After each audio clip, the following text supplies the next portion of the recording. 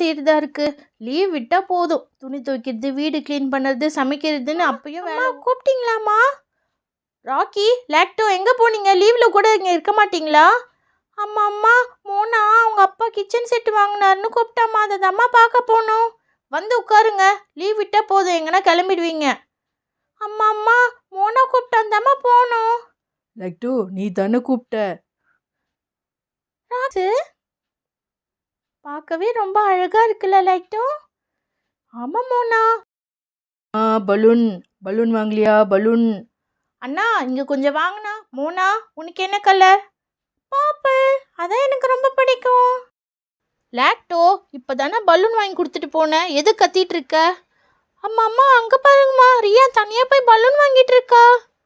ஆமாம், எதுக்கு இவ போய் ரியா கூட தான் எல்லாரும் விளாடணும், இல்லைன்னா எல்லாருக்கும் அடி கிடைக்கும். சாரிம்மா. Sorry aunty.